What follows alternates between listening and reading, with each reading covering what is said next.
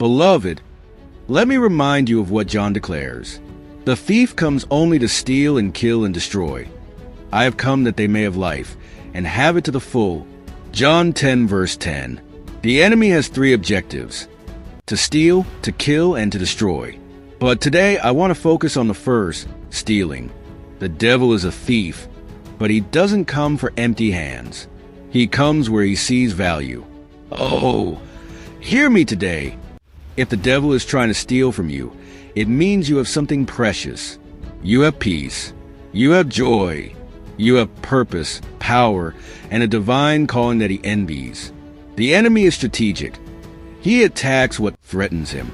If you feel like you're under attack, it's not because you are weak. It's because you are valuable in the kingdom of God. But today, I declare over your life, enough is enough. The days of letting the enemy rob you of your peace, your joy, and your confidence are over. It's time to rise and take back what's yours. Maybe the enemy has crept into your home and robbed you of unity in your marriage. Maybe he has stolen the passion that once burned in your heart, leaving you feeling empty and drained. But today, we draw the line in the sand. Today, we stand and declare, devil, you can steal no more. The joy of the Lord is your strength. Beloved, you've got to reclaim your joy, because without joy, you are weak. And without strength, you can't fight. The joy of the Lord is your strength. Nehemiah 8 verse 10. Do you see why the enemy targets your joy? Because if he can take your joy, he can take your strength. But when you take back your joy, you regain the power to stand firm in faith. Say it loud. The joy of the Lord is my portion. Say it again. The peace of God that surpasses all understanding is mine. Declare it boldly. No weapon formed against me shall prosper. Isaiah 54 verse 17. The battle is won on your knees. I want to speak directly to the weary, the one who feels like life has taken more than it has given. The enemy wants you to sit in defeat, but God calls you to fight. This is not a fight in the flesh. It is a battle waged in prayer. The Bible says, "For the weapons of our warfare are not of the flesh, but have divine power to destroy strongholds." 2 Corinthians 10 verse 4.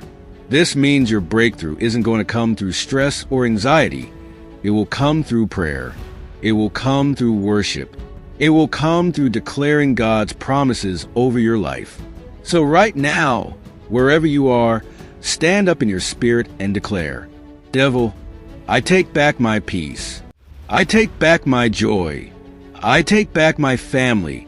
I take back my calling. You've stolen enough, but you can steal no more. God is a God of restoration. The Bible says in Joel 2 verse 25, I will restore to you the years that the swarming locust has eaten. Restoration is God's promise to his children. He is the good shepherd who not only protects but restores. John 10 verse 11 reminds us, I am the good shepherd. The good shepherd lays down his life for the sheep. Jesus didn't just save you. He ensured that everything the enemy has taken can be restored in abundance. Restoration is more than getting back what you lost. Let's go deeper. Restoration isn't just about getting back what was lost. It's about receiving more. Look at Job. He lost everything, his wealth, his health, his family. But when God stepped in, he restored double. And the Lord restored the fortunes of Job when he had prayed for his friends. And the Lord gave Job twice as much as he had before. Job 42 verse 10. That's the kind of God we serve. He doesn't just patch up the broken pieces. He makes them new and better than ever. Somebody shout, double for my trouble. How to stand in faith for your restoration. 1. Declare God's promises over your life. The enemy flees when you proclaim the word of God. Surely goodness and mercy shall follow me all the days of my life. Psalm 23 verse 6. The Lord is my shepherd. I shall not want. Psalm 23 verse 1. 2. Speak life into dead places.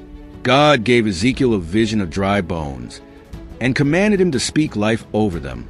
Thus says the Lord God to these bones, Behold, I will cause breath to enter you, and you shall live. Ezekiel 37 verse 5. Whatever has been lifeless in your life, whether it's your finances, your relationships, or your dreams, speak life over it. 3. Praise in advance. When Paul and Silas were in prison, they didn't wait for their chains to break before praising. They praised God first, and then their breakthrough came. About midnight, Paul and Silas were praying and singing hymns to God, and suddenly there was a great earthquake, so that the foundations of the prison were shaken. Acts 16 verses 25 to 26. Praise confuses the enemy. He expects you to stay silent in your struggle, but when you worship, you shift the atmosphere. A prayer for restoration. Bow your head, but lift your spirit. Father, in the mighty name of Jesus, we come before you today, knowing that you are the God who restores. Lord, we thank you for your promise in Joel 2 verse 25, that you will restore the years that the locust has eaten. We stand on your word, believing that you are not just our healer, but our restorer. You are the one who takes what was broken and makes it whole. You bring life to dry bones, peace to stormy seas, and joy to weary hearts. Right now, Father, I speak restoration over every person reading this. I declare that the peace the enemy stole is being returned sevenfold. Joy, health, unity, and purpose are being restored in Jesus' name. Where there has been lack, you will bring abundance.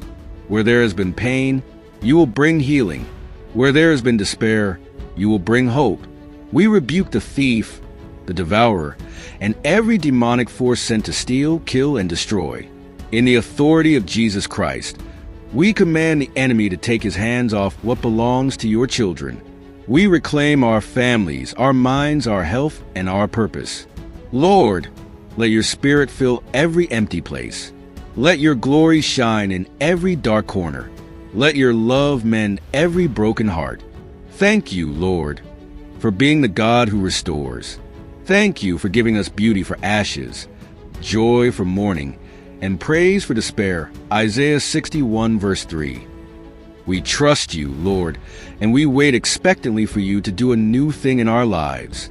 In Jesus' mighty name we pray. Amen.